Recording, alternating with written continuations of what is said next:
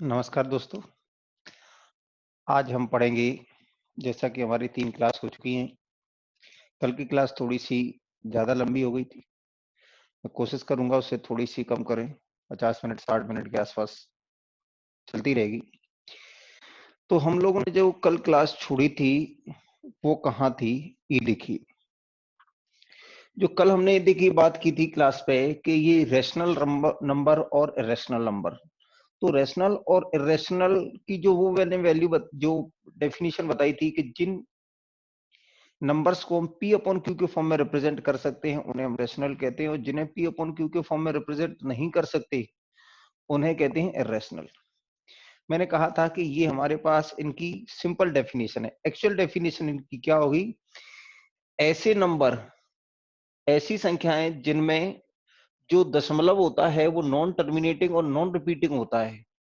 ऐसी संख्याएं जिनमें दशमलव नॉन टर्मिनेटिंग और नॉन रिपीटिंग होता है, यानी अनंत तक चलता रहता है और कभी रिपीट भी नहीं होता है, उसे तो हम कहते हैं अपरिमेय संख्याएं। और ऐसी संख्याएं जिनमें दशमलव ऐसी संख्याएं जिनमें दशमलव या तो शांत होता है या भले ही नॉन टर्मिनेटिंग हो पर रिपीटिंग हो जाए, तो उनको हम क्या कहते हैं? क्योंकि उन संख्याओं पे बार लगा सकते हैं, और जिन संख्याओं पे बार लगा सकते हैं उनको पी अपॉन क्यू के फॉर्म में व्यक्त कर सकते हैं। ठीक है ना? तो अब मैं आपको जो बार वाली कैलकुलेशन यही बता देता हूं कि बार का मतलब क्या होता है, बार की कैलकुलेशन क्या होती है। देखिए, और फिर मैं इसकी एक तरीके से पूरा एक बार रिवाइज करा दूंगा कि इसमें क्या-क्या मैंने बताया था। देखिए,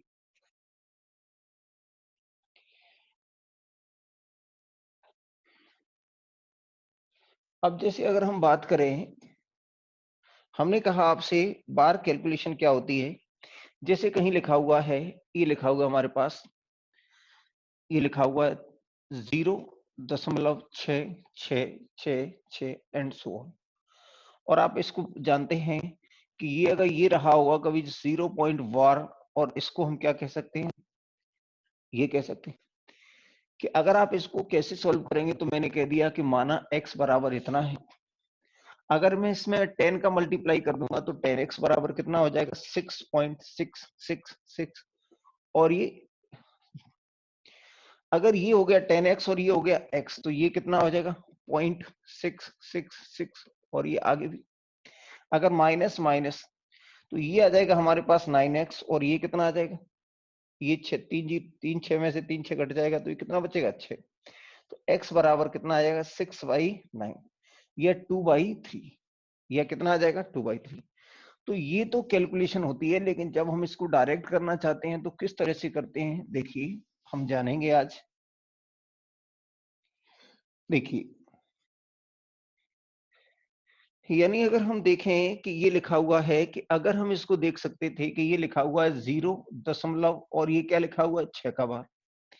अगर इसको डायरेक्ट कैलकुलेट करना था तो ये 6/9, यानी एक संख्या पर बार है, तो क्या हो जाएगा हमारे पास? यानी सीधा सीधा हम हटा सकते हैं और इसको लिख सकते हैं 2/3। अगर हमें समझना है कि ये कैसे आता है 9, तो आपने देखा किस तरीके से आता है। मैंने कुछ और एग्जांपल लिए आपके लिए। जैसे ये लिखा हुआ है हमारे पास 0 ये लिखा हुआ है 2 3 का बार। तो इसको कैलकुलेट करने के लिए वही करेंगे कि माना कि x बराबर कितना आ जाएगा? तो ये आ जाएगा 0.2323 और ये 2 3 एंड सो ऑन। यहाँ अगर मैं 100 का मल्टीप्लाई कर दूं तो इसमें क्या आ जाएगा? ये 2.3 2 3 2 3 और ये 2 3 एंड सो ऑन।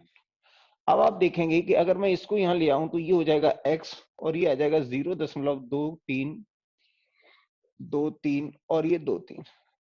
अगर मैं इसको कम कर देता हूं, ये और ये कम कर देंगे, तो ये बचेगा 99x और ये बचेगा 23। यानी x बराबर कितना आ जाएगा? यानी 23/99। x बराबर आ जाएगा हमारे पास 23/99। अगर हम इसको डायरेक्ट करना चाहते तो इसको भी सीधे सीधे ऐसे इस तरह से कर सकते थे कि जैसे ये लिखा हुआ है 0.23 का बार। तो ये जो बार को हटाते हैं तो क्या कर देते हैं, जितने पर बार है उतने 9 नीचे ले आए, तो ये आएगा 23/99। इस तरह से इसको डायरेक्ट किया जा सकता है। अगर 3 संख्याओं पर बार है, मान लीजिए, देखिए ये इस तरह से लिखा हुआ है,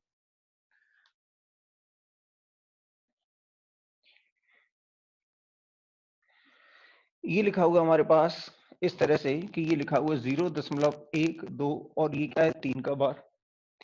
तो अब इसके लिए मैं डायरेक्ट ही कर दूंगा कि ये 0.123 और अपॉन 3 पे बार है, तो ये कितना आएगा ट्रिपल लाइन। चाहे तो आप इसको 3 से कैंसिल कर दें, 3 गुना 4 12, 3 गुना 1 3, और ये आ जाएगा 3 इंटू 3 इंटू 3, यानी 4 1 ये इसको कैलकुलेट कर सकते हैं। तो ये बार की बेसिक कैलकुलेशन है, मैं आपको बता रहा हूं। इसके बाद देखें, देखिए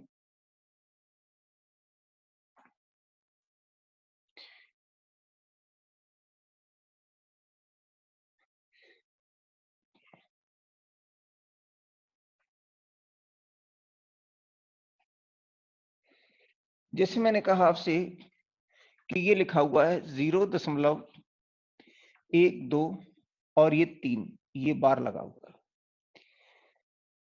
इसको कैलकुलेट करने के लिए हम क्या करते हैं, पहले मैं इसको समझा देता हूं। इस तरह का एक क्वेश्चन लिया, मैंने कहा ये लिखा हुआ है 0.4 और 7 का बार, इस तरह से लिखा हुआ है, ठीक है ना।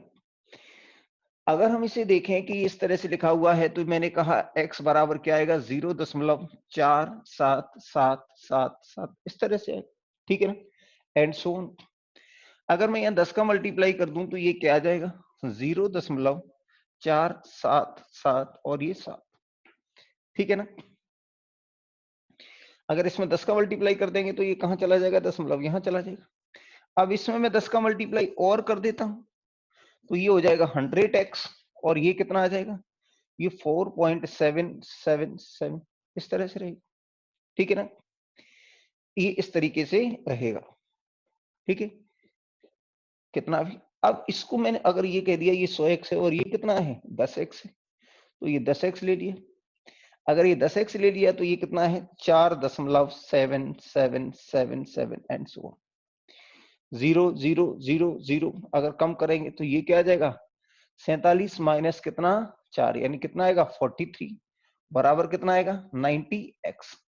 यानी x की जो वैल्यू आ जाएगी वो आ जाएगी 43/90। आपने यहाँ गौर करने से देखिए इस कैलकुलेशन को अब हम डायरेक्ट किस तरह से करेंगे, तो देखते हैं। इस कैलकुलेशन को अगर हमें डायरेक्ट करना है तो किस तरह से करेंगे, देखिए मैंने आपसे कहा कि अगर इसे डायरेक्ट करना है तो आपने क्या लिखा है, ये लिखा हुआ है 0.47 का बार। अगर आपको याद हो तो कल मैंने बताया था, तो इसके बारे में पूछा जाएगा ये प्योर रिकरिंग डेसिमल है या मिक्स्ड रिकरिंग डेसिमल है, तो आपका आंसर होगा ये मिक्स्ड रिकरिंग डेसिमल है, क्योंकि दशमलव के तुरंत बाद रिपीटेशन नहीं है। ये क्या एक स्थान ये 4 है और इसके बाद रिपीटेशन है, तो अगर पूछा जाए तो ये कैसा है मिक्स्ड रिकरिंग डेसिमल, ठीक है ना। अगर मैं इसको अगर डायरेक्ट सॉल्व करूं तो इसको डायरेक्ट सॉल्व करने का तरीका होता है 4.7, कितने पे बार है एक संख्या पे तो 9, कितने पर नहीं है तो जिन पे बार है उनका 9, और जिन पे नहीं है दशमलव के पहले इस पे नहीं है तो ये 0, और -4, तो ये आ जाएगा 43/90। देखिए ये आया है। तो अब इस तरीके से और भी क्वेश्चन अगर मान लीजिए हमारे पास इस तरह से लिखा हुआ है कि ये लिखा हुआ है 0.123 का बार, इसको कैसे कैलकुलेट करेंगे, तो ये हो गया 123, कितने पे बार नहीं है, तो आपने कहा 1 और 2 पर, ये कितने पर बार है 1 पर, तो 1 9, और जितने पर नहीं है तो 1 2, तो उतने 0। इसको कैलकुलेट करेंगे, 12 यहां से चला गया तो कितना बचेगा 11, 111 बटे कितना 900, 3 से और कैंसिल कर सकते हैं, ठीक है ना। इस तरीके से हो सकता है। अगर मान लीजिए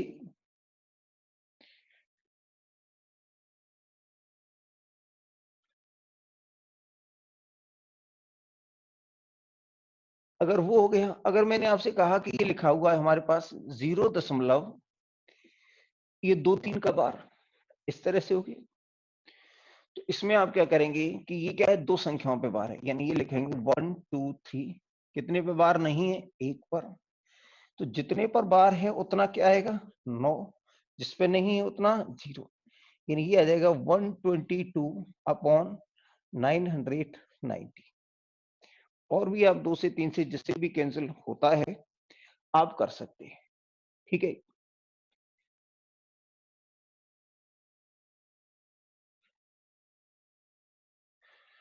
अब इस पे बेस्ड मैं कुछ क्वेश्चन बता देता हूं आपको कि किस तरह से क्वेश्चन इस पे आए हुए या आते हैं। देखिए, अगर हम बात करें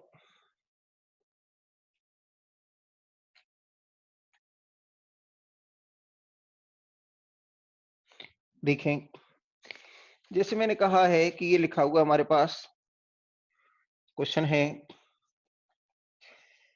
ये लिखा हुआ है 1.36 का बार, ये किसके बराबर होगा, is equal to which of the fraction. इसके ऑप्शन लिखे हुए हैं, ये इसके ऑप्शन है हमारे पास, ये 5/15/11, 5/8, 8/9 और 0, ये ऑप्शन है। तो हमने कहा कि ये लिख सकते हैं इसको 1 और ये प्लस 0.3 का ये बार, या 1 + 3 और ये 2 पर बार है तो कितना आएगा, 999 आएगा कि नहीं आएगा। चाहो तो आप इसको कैंसिल कर सकते हो, 11 × 9 99, 11 × 4 सॉरी 9 × 11 99 और 9 × 4 36। तो ये आ जाएगा हमारे पास 11 और 4 15/11, यानी 15/11, ठीक है ना। कौन सा हो गया, ए। इसके बाद और है क्वेश्चन, बाद में नोट कर लेना। देखिए, इस पे कुछ क्वेश्चन जोड़ने वाले आ जाते हैं कि जैसे ये लिखा हुआ है हमारे पास, व्हाट इज द वैल्यू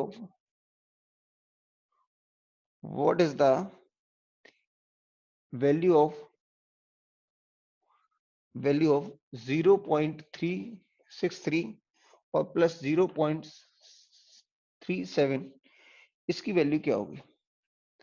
हमारे पास ऑप्शन है, देखिए ऑप्शन लिखे हुए हैं 100/91 और 100/99 और लिखा हुआ है 1000/999, ठीक है ना। इसको सॉल्व करेंगे तो हम इसको कह सकते हैं कि 99 और ये आएगा 37/99। आपने देखा कि एलसीएम कितना आएगा, 99। इनको जोड़ देंगे, 7 और 3 10, 6 और 3 9 और 1 10, यानी कौन सा हो गया, ये आ गया 100/99। कौन सा आ गया, 100/99, ठीक है।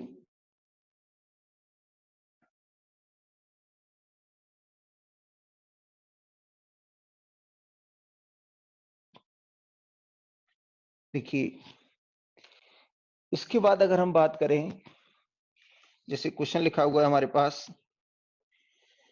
ये कहा गया है कि इसको 2.6 का बार और -1.9 का बार, इसका आंसर क्या होगा। तो ऑप्शन लिखे हुए हमारे पास 0.6 का बार, 0.9 का बार, 0.7 का बार और 0.7, ये ऑप्शन लिखे हुए।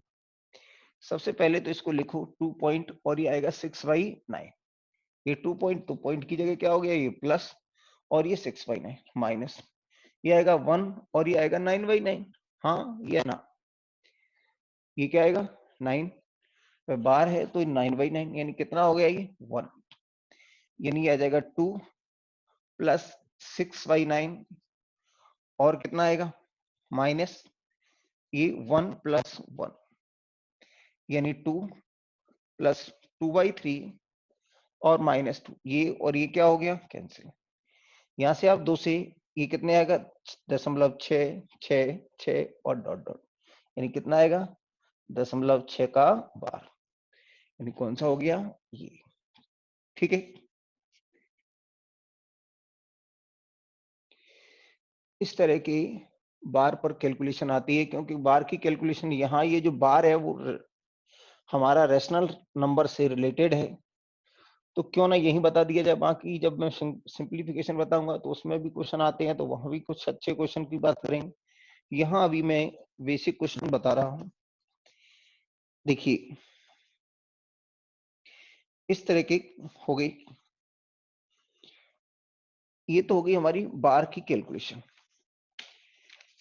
इसके बाद देखें, देखिए इसके बाद हमारे पास एक छोटी सी जो बात बतानी थी, एक आता है हमारे पास, कभी कभार प्रश्न पूछ लिया जाता है, फेस वैल्यू और place value. Face value and place value, स्थानीय मान और जातीय मान। कभी कभी छोटे मोटे क्वेश्चन पूछ लिए जाते हैं, तो हम लोग आज उनकी बात कर लेते हैं। ठीक है,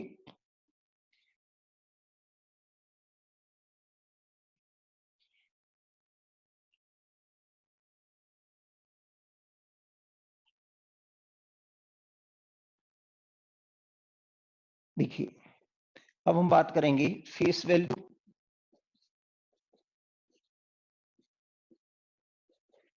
एंड प्लेस वैल्यू।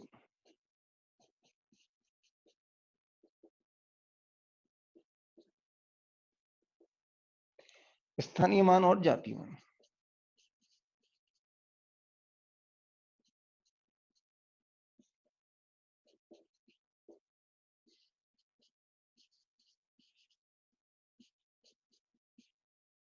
देखिए स्थानीय मान और जातीय मान की अगर हम बात करें, तो इसमें जैसे हमने कोई एक संख्या लिख दी, ये लिखा हुआ है 1 2 3 और ये 4, ठीक है ना। स्थान के हिसाब से मान और जाति के हिसाब से मान, यानी फेस वैल्यू और प्लेस वैल्यू। फेस वैल्यू का मतलब क्या है कि जो अंक है वही उसकी वैल्यू होगी। जैसे मैं पहले बात कर लेता कि इसकी सभी की मैंने कहा प्लेस वैल्यू बताओ, इनकी क्या है प्लेस वैल्यू की बात की मैंने, ये है प्लेस वैल्यू। अगर मैं 4 की प्लेस वैल्यू क्या होगी, तो 4 पहले स्थान पे है तो 4 की प्लेस वैल्यू 4 ही होगी। ये दूसरे स्थान पर है तो ये कितने हैं, एक, और ये दूसरे स्थान पे है तो इसके बाद कितनी संख्याएं हैं, एक, तो एक जीरो। यहां आप देखेंगे कि ये 2 है तो इसके बाद कितनी संख्याएं हैं, तो इसके बाद 2 संख्याएं हैं तो 2 जीरो। इसके बाद हमारे पास क्या है, ये लिखा हुआ है एक, और एक के बाद में जितनी संख्याएं उतने जीरो लगा देते हैं। तो आपने कहा कि 4 की प्लेस वैल्यू 4 ही रहेगी, 3 की, 3 के बाद जितनी संख्याएं हैं तो एक संख्या है तो एक जीरो, 2 के बाद एक और दो, दो संख्याएं तो दो जीरो, 3 के बाद एक दो तीन संख्याएं तो तीन जीरो। ये हमारा हो गया स्थान के हिसाब से मान, ठीक है ना। अगर मैं बात करूं कि यही लिखा होगा हमारे पास एक, दो, तीन और ये लिखा हुआ है 4, अब मैं फेस वैल्यू की बात करूं, अगर आपसे मैं फेस वैल्यू की बात करूं, यानी स्थानीय मान, और ये क्या हो गया जातीय मान। जातीय मान, ठीक है ना, स्थानीय मान और जातीय मान। तो यहां क्या है कि 4 का जातीय मान 4 होगा, 3 का जातीय मान 3 होगा, 2 का जातीय मान 2 होगा और 1 का जातीय मान 1 होगा। यहां जो सबसे महत्वपूर्ण बात है वो क्या है, देखिए जातीय मान तो जो संख्या है वही उसका जातीय मान है। फेस वैल्यू का मतलब अगर 4 है तो 4 की फेस वैल्यू 4, 3 की फेस वैल्यू 3, 2 की फेस वैल्यू 2 और 1 की फेस वैल्यू 1। लेकिन स्थान के आधार पर मान बदलते हैं। आपने कहा ये 4 पहले स्थान पर है तो ये 4 ही रहेगा, दूसरे स्थान पर है ये 3 है तो इसमें क्या हो जाएगा, ये 3 जीरो, और ये 2 और ये 0 0 और ये 1 और ये ट्रिपल जीरो। इसमें देखने वाली बात है, वो सबसे जो महत्वपूर्ण बात है जिसपे कभी कभी प्रश्न पूछ लिया जाता है, वो ये है कि जो यूनिट डिजिट है, यानी हम कहें कि जो अंतिम अंक है, उसका फेस वैल्यू और प्लेस वैल्यू एक समान होती है। आप देख रहे हैं कि यहां भी 4 की वैल्यू 4 है और यहां भी 4 की वैल्यू क्या है, 4 है। तो जो अंतिम अंक होता है उसकी फेस वैल्यू और प्लेस वैल्यू कैसी होती है, समान। जो लास्ट डिजिट होता है उसकी फेस वैल्यू और प्लेस वैल्यू क्या होती है, समान। देखो यहाँ ये भी 4 आया है, ये भी 4 आया है, यहाँ ये 30 आया है तो यहाँ 3 आया है, यहाँ ये 200 आया है तो 2 आया है, यहाँ ये 1000 आया है तो यहाँ 1 आया है। तो यहाँ देखिए 1001 है या 202 है या 30 और 3 है, लेकिन ये 4 और ये 4 है। इसका मतलब ये है कि किसी भी संख्या में प्लेस वैल्यू और फेस वैल्यू किसकी समान होती है? संख्या के अंतिम अंक की प्लेस वैल्यू और फेस वैल्यू कैसी होती है? समान होती है। ठीक है ना? देखिए कभी कभी इसी में इस तरह से क्वेश्चन आ जाता है कि आपसे कहेगा कि कोई संख्या है, ये मैंने लिख दिया, ये 1 5 7 3 2 ये लिखा हुआ, इस तरह से संख्या लिखी हुई है। अब आपसे कहेगा कि इसमें ये बताएगा आपसे कि जो 5 है उसकी प्लेस वैल्यू और उसकी फेस वैल्यू में डिफरेंस बताएं। क्या बताना है? 5 के स्थानीय मान और जातीय मान में अंतर बताएं। तो आपने सबसे पहले क्या देखा? सबसे पहले देखा 5 का स्थानीय मान, तो 1 2 3। तो 5 का स्थानीय मान कितना आ गया? ये क्या आ गई है? Place value. ठीक है ना? ये आ गई हमारे पास प्लेस वैल्यू। और 5 का स्थानीय मान क्या होगा? वो 5 ही रहेगा। हाँ या ना? ये जो जातीय मान है वो यही रहेगा। तो ये क्या है हमारे पास? Face value. अगर ये फेस वैल्यू है तो इनका जो डिफरेंस आएगा वो कितना आएगा? 4995। इस तरह के छोटे मोटे क्वेश्चन कभी कभी इन पे पूछ लिए जाते हैं। ठीक है, आगे बढ़े। देखिए आगे इसमें और क्या बताना है। देखिए फेस वैल्यू प्लेस वैल्यू हो गया। देखिए अब इसमें मैं बाइनरी पे क्वेश्चन आए हुए हैं वो और बता देता हूं। बाइनरी सिस्टम पे क्वेश्चन आए हुए हैं। देखिए ये हमारा जो डेसिमल सिस्टम है जिसमें 10 अंकों का हम यूज करते हैं, उस पे तो क्वेश्चन आते ही आते हैं।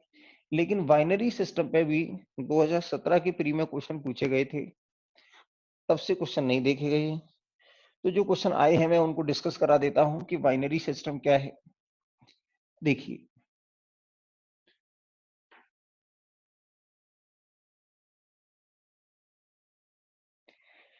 अगर मैं आपसे बात करता हूं कि बाइनरी सिस्टम क्या है, देखिए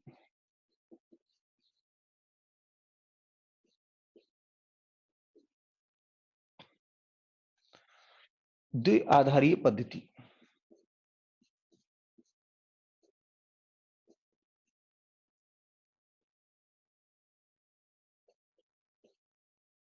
ठीक है ना? इसमें दो अंकों का यूज करते हैं, 0 और 1 या 1 और 0। ठीक है ना? इसमें दो अंकों का ही हम यूज करते हैं। कौन कौन? यानी कोई भी नंबर है उसको हम किसमें, कोई भी नंबर है उसको हम किसके फॉर्म में लिखेंगे? 0 एंड 1। ठीक है? जैसे मैंने कहा कि कोई संख्या लिखी हुई है हमारे पास 25, कोई संख्या लिखी हुई है 25। अब ये 25 है तो ये क्या है? हमारी 10 आधारीय पद्धति में है। ये किसमें है? कि ये 10 आधारीय पद्धति में है। और आपसे कहेगा कि इस संख्या को आप किस में कन्वर्ट करो? द्विआधारीय पद्धति में। तो द्विआधारीय का दो बेस होता है, इसमें दो ही संख्याएं होती हैं और इसमें 10 संख्याएं होती हैं, तो इसका बेस क्या होता है? 10। तो किस तरीके से कन्वर्ट कर सकते हैं हम इसे? ये 25 है, क्योंकि इसमें 2 से डिवाइड करेंगे, तो अगर किसी संख्या को 2 से डिवाइड करेंगे तो शेषफल हमारा क्या आएगा? या तो 0 या 1। तो यहां से मैंने इसको 2 से डिवाइड किया तो 12 दूने 24, एक शेषफल बच गया। फिर इसको 2 से डिवाइड किया तो 6 दूने 12, 0 शेषफल बच गया। फिर इसको 2 से डिवाइड कर दिया 3, 0 शेषफल बच गया। फिर आपने कहा कि इसको 2 से डिवाइड किया तो 2 गुना 1 2, एक शेषफल बच गया।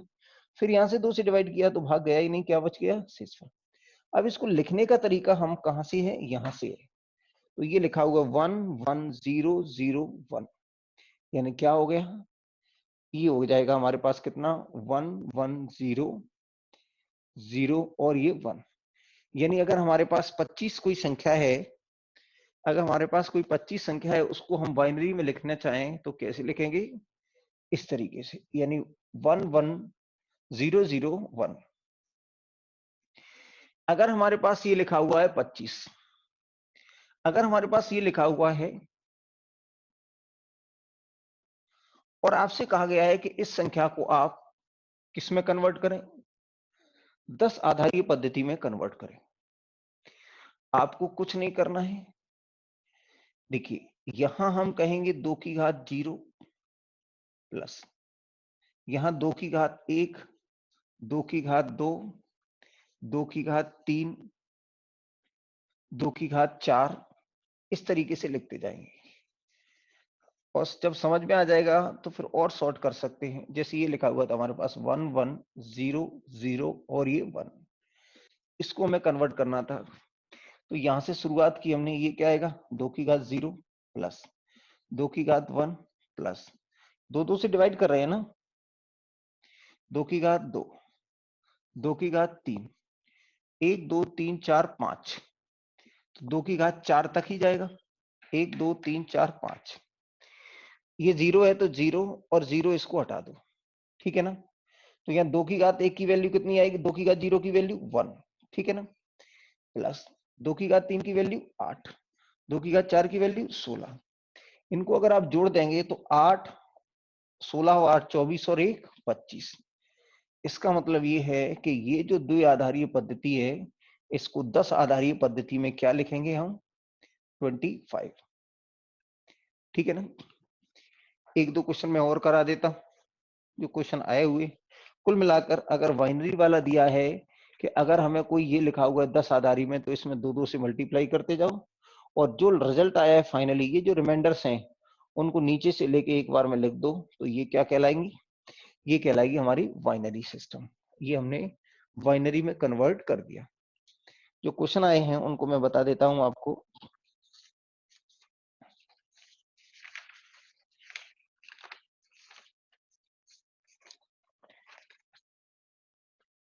देखिए,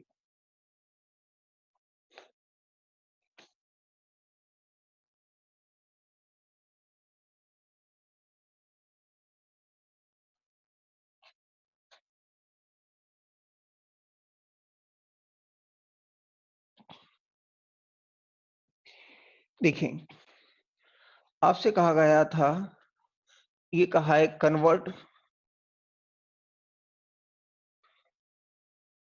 कन्वर्ट डेसिमल 99 टू बाइनरी, यानी 99 को बाइनरी में चेंज करो। जो 99 संख्या है उसको हमें किस में चेंज करना है, बाइनरी में।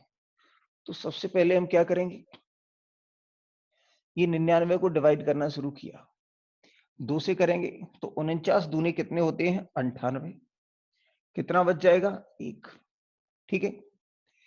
49 दूने 98, कितना बच जाएगा, ये 1।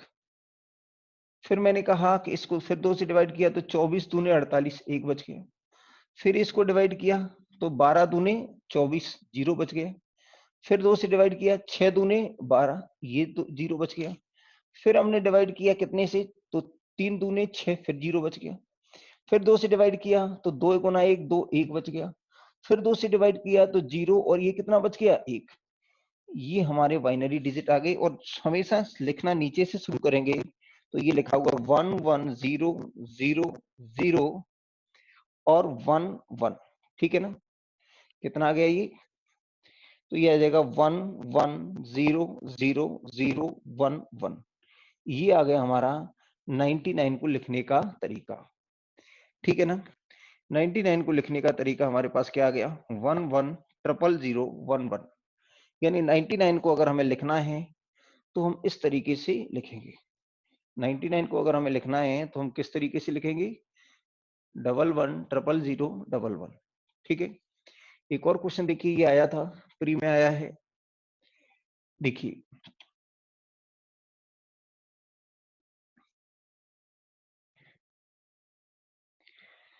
इसके बाद एक और संख्या लिखी हुई है कि ये लिखा हुआ है 101। अब ये यहां लिखना होगा, नहीं तो ये बाइनरी भी लग रहा है, क्योंकि 101 से लिखी हुई है संख्या, तो ये बाइनरी में लिखी हुई है या डेसिमल सिस्टम में लिखी हुई है, तो ये बताना पड़ेगा। अगर 12 लिखा हुआ है तो ये तो क्लियर है। अगर बाइनरी और डेसिमल में से किस में लिखी हुई है 12, तो यहाँ बेस लगाने की जरूरत नहीं है। जब दो में केवल पूछे कि बाइनरी है या डेसिमल है, तो बाइनरी में तो केवल 2 अंक होते हैं, लेकिन ये पक्का है कि इसमें 2 आ गया तो ये डेसिमल होगा। लेकिन अगर ये लिखा हुआ है तो इसको बताना होगा कि ये बाइनरी है, तो मैंने कहा ये 10 आधारीय पद्धति में है 101, और इसको किस में लिखना है? इसको लिखना है हमें किसमें? द्वि आधारीय पद्धति में, यानी convert 1012 to binary, convert decimal 1012 to binary, यानी 101 को बाइनरी में चेंज करो। तो वही हम डिवाइड कर लेंगे। ये लिखा हुआ है 101, 2 से डिवाइड किया तो 2 से डिवाइड करेंगे तो 50 दूनी 100, कितना बच गया? 1। फिर ये आ जाएगा हमारे पास 25 दूनी 50, कितना बचेगा? 0। फिर 12 दूनी 24, कितना बचेगा? 1। फिर 2 दूने ये 6 दूने 12, 0 बच गया। फिर आपने कहा 3 दूने 6, फिर 0 बच गया। फिर आपने कहा 3 गुना 1 3, फिर 1 बच गया। फिर 2 गुना 0, और ये क्या बच गया? 1। इस तरीके से आपने देखा कि ये आ जाएगा हमारे पास, कितना आ गया? ये आ गया, यहां से नीचे से लिखना शुरू करेंगे ये ऐसे। तो आपने कहा 11000101, ये बाइनरी में आ गया कि 101 को बाइनरी में लिखना है, तो किस तरीके से लिखेंगे? 11000101, ठीक है ना। अब मैं इनमें से किसी एक बाइनरी को लेके आपको डेसिमल में कन्वर्ट करा देता हूं, क्योंकि दोनों पर ही पूछा है, या एक जो पूछा है क्वेश्चन वही बता देते हैं कि आपसे पूछा है इसे बाइनरी में कन्वर्ट करो या डेसिमल में कन्वर्ट करो। देखिए,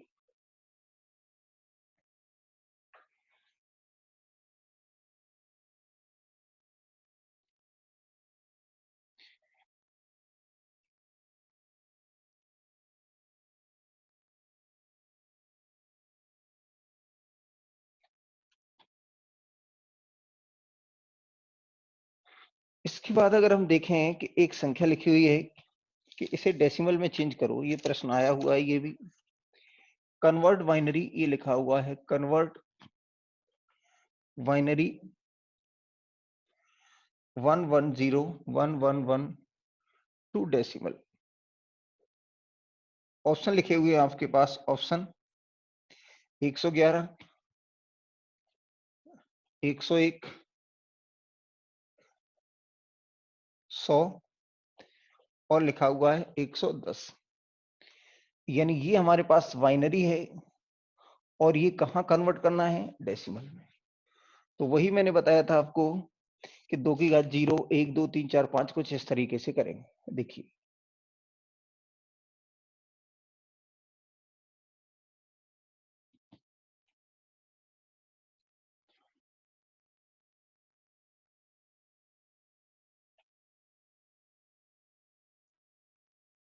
देखें आपके पास लिखा हुआ है कि ये लिखा हुआ 110111, इतनी बड़ी संख्या है, इसको हमें कन्वर्ट करना है कहाँ?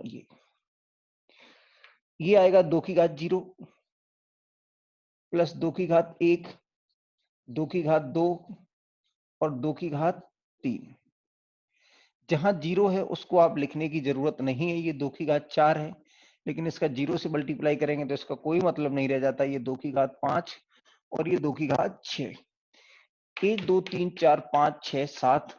अगर 7 अगर इसमें अंक है तो ये 6 तक ही जाएगा, क्योंकि 1 2 3 4 5 6 और 1 0, यानी कितना? 7। तो हमारे पास क्या बच गया?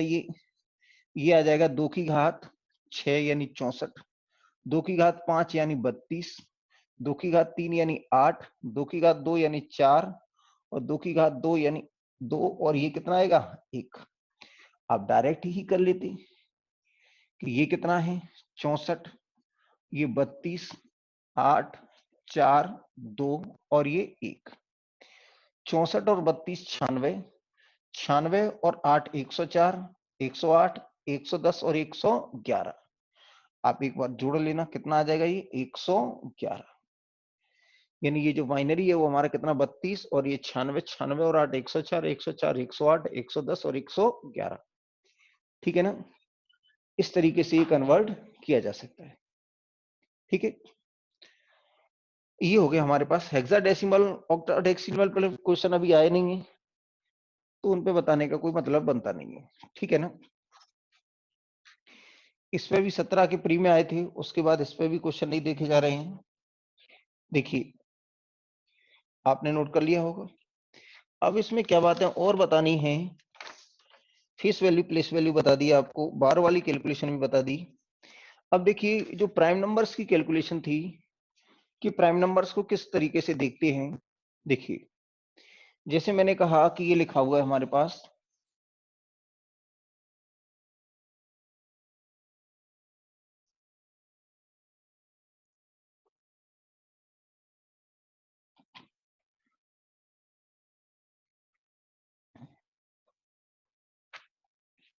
देखें जैसे मैंने आपसे कहा कि प्राइम नंबर जैसे 161 लिखा हुआ है, ये कोई ये संख्या है वो प्राइम नंबर है या नहीं है, इसको किस तरीके से चेंज करेंगे। ये 161 है वो प्राइम नंबर है या नहीं है, इसके लिए हम क्या करते हैं, तो हम देखते हैं, मैंने बताया था कि इसका जो नियरेस्ट स्क्वायर है इससे बड़ा क्या होगा, ये 13 का स्क्वायर इससे बड़ा है, 13 का स्क्वायर इससे बड़ा है, तो हमें इसे 1 से लेके 1 2 3 और 12 तक की संख्याओं से भाग देके चेक करना है कि ये किसी से डिवाइड हो रहा है या नहीं हो रहा है। यानी अगर मैं कहूं कि ये p क्या है, एक प्राइम नंबर है, p क्या है, ये प्राइम नंबर है, और ये हमारे पास तो ये p है, ये प्राइम नंबर है, तो इसको चेक करने का क्या तरीका होगा, अगर कोई संख्या ये p प्राइम है तो इसको चेक करने का क्या तरीका होगा, ये n स्क्वायर, और अगर ये n स्क्वायर यानी ये जो कोई p संख्या है उससे बड़ा स्क्वायर क्या है, n स्क्वायर उससे बड़ा है, तो n-1 तक भाग देना है, n-1 तक चेक करना है, डिवाइड करके चेक करना है, देखना है, भाग देके देखना पड़ेगा। जैसे मैंने कहा कि ये 13 का स्क्वायर है, 13 का स्क्वायर 161 से ज्यादा है, तो हमें ये 13, तो 13 का n-1 निकालेंगे तो कितना आएगा, 13-1 यानी 12 तक चेक करना पड़ेगा। जैसे 161 है, इसको हमें पहले 1 से डिवाइड करने की जरूरत नहीं होती है, क्यों, क्योंकि 1 हमेशा क्या होती है, 1 हमेशा तो सभी का फैक्टर होती है। दूसरा, अगर ये ऑड नंबर है तो हमें ना तो 2 चेक करना है, ना 12 चेक करना है, ना 4 चेक करना है, ना 6, यानी कोई भी इवन नंबर चेक नहीं करनी है, क्योंकि जो विषम संख्या होती है, जो ऑड नंबर होती है, वो हमेशा ऑड नंबर से ही डिविजिबल होगी, अगर होगी तो। कोई भी ऑड नंबर इवन नंबर से कभी भी कंप्लीटली डिवाइड नहीं हो सकती। तो हमें 12 तक की संख्याओं में क्या आएगा, 3 5 7 9 और 11, यानी 161 को हमें केवल कहां तक चेक करना है, 11 तक। इसके अंकों का योग 8 है तो 3 से नहीं कटेगा, इसके लास्ट में 1 है तो 5 से नहीं कटेगा, और इसके अंकों का योग 8 है तो 9 से भी नहीं कटेगा। ठीक है, अब आपने कहा 7 से कैंसिल करते हैं, तो 7 दूने 14, कितना बचेगा फिर, ये 7 दूने 14, 2 बच गया, 7 गुना 3 21, 7 दूने 14, कितना बचेगा 2, 7 गुना 3 21, यानी ये क्या है, डिविजिबल है, तो ये नॉट प्राइम। ये कौन सी संख्या हो गई, कंपोजिट नंबर हो गई। कैसी हो गई, ये कंपोजिट नंबर है, ये प्राइम नहीं हुई, हमने चेक किया तो ये 7 से डिविजिबल होगी, अगर 7 से डिविजिबल हो गई तो ये संख्या क्या नहीं है, तो ये संख्या हमारी कंपोजिट नंबर नहीं है। ठीक है ना, देखिए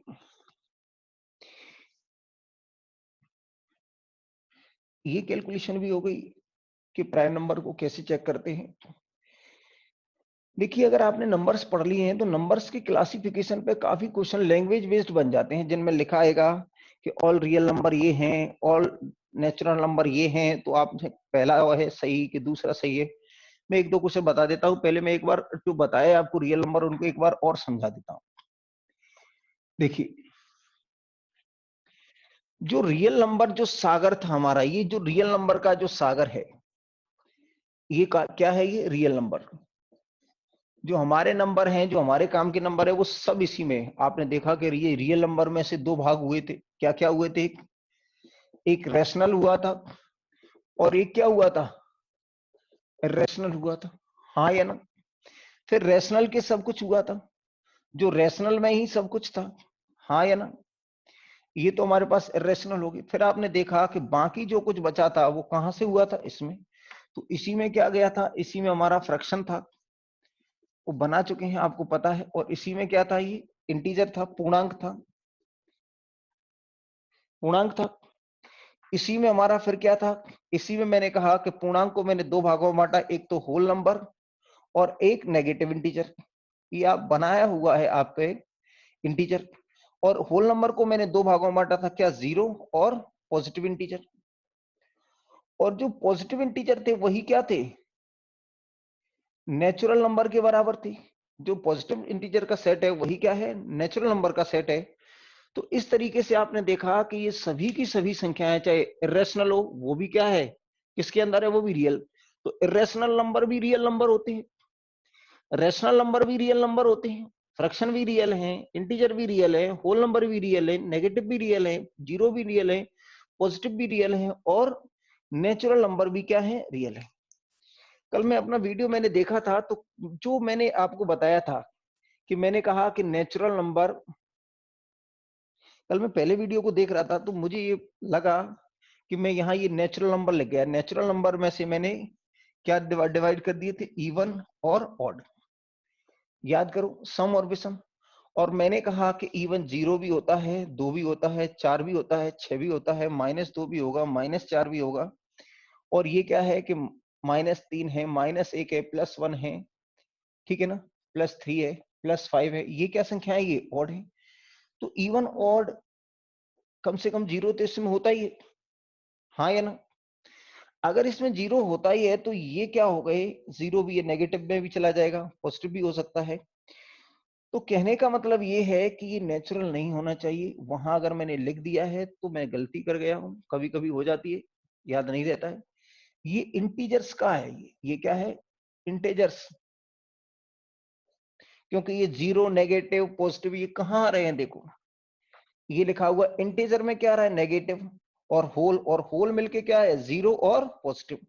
तो यहाँ ये जो इवन और ऑड का क्लासिफिकेशन है वो नेचुरल नंबर में से न करके कहां से किया है, पूर्णांकों में से। ये याद रहे आपको, ये आपको याद रहे कि ये जो नेचुरल नंबर का जो क्लासिफिकेशन है वो नहीं है, ये जो इवन और ऑड का क्लासिफिकेशन है वो कहाँ है, ये आप याद रखना, ठीक है। इसको आप याद रखना है, जो पहली क्लास में बताया होगा, ये जब भी बताया है उसको आप ये देख लेना, ठीक है। एक क्वेश्चन मैं बता देता हूं इस पे, देखिए अगर आपको ये समझ में आ गया होगा तो ये क्वेश्चन का जवाब दे पाएंगे आप।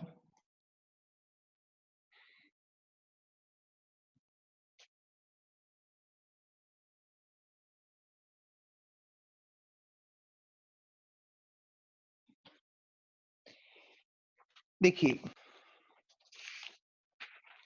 जैसे मैंने कहा कि ये लिखा हुआ है कि कौन सा ऑप्शन सही है। आपके पास ये लिखा हुआ है कि among the following statement the statement which is not correct, आपसे कहा है which is not correct, which is not correct। आपसे कहा है कि निम्न में से या जो कौन सा सही नहीं है, कौन सा सही नहीं है। पहला प्रश्न क्या है, every natural number, every natural number is a real number, is a real number, पहला। दूसरा इसमें लिखा हुआ है, पहला क्या, every natural number is a real number, यानी प्रत्येक प्राकृतिक संख्या वास्तविक संख्या होती है। आप लिख लेंगे, मैंने जैसे बोला तो आप एक बार सुन लेंगे फिर रोक लेंगे, पीछे आगे जा सकते हैं। तो ये लिखा हुआ every natural number is a real number, यानी प्रत्येक प्राकृतिक संख्या एक वास्तविक संख्या होती है, पहला। दूसरा, every real number is rational number, is a rational number. इसका मतलब है कि प्रत्येक वास्तविक संख्या एक परिमेय संख्या होती है, प्रत्येक वास्तविक संख्या एक परिमेय संख्या होती है। दूसरे का मतलब है प्रत्येक वास्तविक संख्या एक परिमेय संख्या होती है। तीसरा लिखा हुआ है every integer, every integer is a rational number, is a rational number, every integer is a rational number, प्रत्येक पूर्णांक एक परमेय संख्या है। इसका मतलब क्या है? प्रत्येक पूर्णांक एक परमेय संख्या है। और चौथा विकल्प लिखा हुआ है every natural number is an integer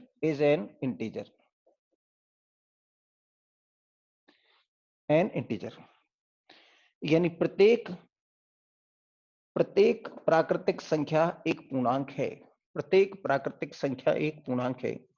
तो आपसे इसमें क्या पूछा था? कौन सा सही नहीं है? कौन सा सही नहीं है? कौन सा सही नहीं है?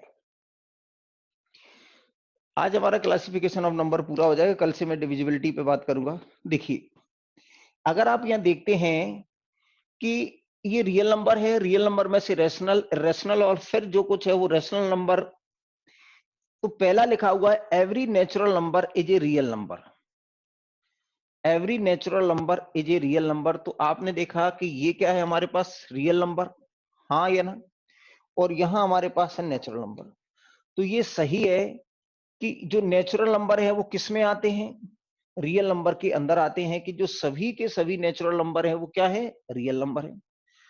दूसरा हम कहेंगे कि every real number is a rational number. देखिए, ये सही है कि सभी सभी परमेय संख्याएं वास्तविक होती हैं, ये तो ठीक है। लेकिन सभी वास्तविक संख्याएं परमेय होती है, ये गलत है। क्योंकि वास्तविक संख्या में तो परमेय भी आएगा और अपरमेय भी आएगा। और ये क्या कह रहा है? Every real number is a rational number? No, ये कह रहा है कि सभी वास्तविक संख्याएं परमेय होती हैं, ये नहीं है। वास्तविक संख्याएं तो परमेय भी होती हैं और अपरमेय भी होती हैं। इसका मतलब ये करेक्ट नहीं है। इसका मतलब आंसर कौन सा आएगा हमारा? बी। बाकी और को भी देख लेते हैं। एवरी इंटीजर इज ए, तो एवरी इंटीजर, तो देखिए एवरी इंटीजर, तो आप देख रहे हैं कि रेशनल संख्याओं में से कौन है? तो रेशनल संख्याओं में इंटीजर है, और रेशनल संख्याओं में क्या है? फ्रैक्शन भी है।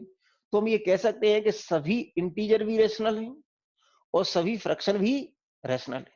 लेकिन कोई ये कह दे कि सभी रेशनल इंटीजर है, तो ये ठीक नहीं है। इसका मतलब क्या है कि सभी इंटीजर क्या हैं? तो सभी इंटीजर हमारी परमेय संख्याएं हैं। सभी पूर्णांक हैं वो परमेय संख्या होती हैं। आपने कहा ये तो पी अपॉन क्यू का मामला था। परमेय का मतलब क्या था? P upon Q. और पूर्णांक का वक्त तो ये देखो, ये पूर्णांक में क्या क्या हो सकते हैं? पूर्णांक में तो आपने कहा पी की वैल्यू यहां केवल ये नहीं होना चाहिए, क्यू नॉट इक्वल टू 0। तो आपने कहा पूर्णांक का, तो ये लो 1/1 क्या रहा है? 1, पी अपॉन क्यू के फॉर्म में लिख दिया। आपने कहा 2/1, ये भी क्या आ गया? 2, ये भी पूर्णांक के फॉर्म में लिख दिया। 3/1, ये भी क्या लिख दिया? 3। तो सभी के सभी पूर्णांक हैं वो क्या हो जाएंगे? Rational number. लेकिन ऐसा नहीं हो सकता कि सभी रैशनल नंबर पूर्णांक हो जाए, तो ये भी सही है। Every natural number is a integer. आप देख रहे हैं कि ये इंटीजर में से क्या बना? होल नंबर, और होल नंबर में से क्या बना? पॉजिटिव, और पॉजिटिव क्या हो गया? Natural number. तो सभी नेचुरल नंबर इंटीजर हो सकते हैं, लेकिन सभी इंटीजर नेचुरल नंबर नहीं हो सकते, क्योंकि इंटीजर में तो नेगेटिव भी आता है, पॉजिटिव भी आता है, जीरो भी आता है। तो इसलिए सभी प्राकृतिक संख्याएं पूर्णांक होती है।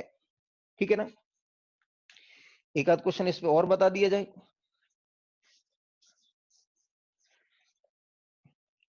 देखिए, ज्यादा बड़ा हो जाता है वीडियो, तो इस तरह के क्वेश्चन आते हैं, आप इनको लगाएं। और जो भी जिस तरह की भी आपके साथ किसी भी तरह की अगर कोई परेशानी है तो कमेंट सेक्शन में जरूर बताएं। अगर आपको लगता है कि मैं आपके लिए कुछ बेहतर काम कर रहा हूं तो आप ज्यादा से ज्यादा लोगों को बताएं कि YouTube पे क्लास चल रही है।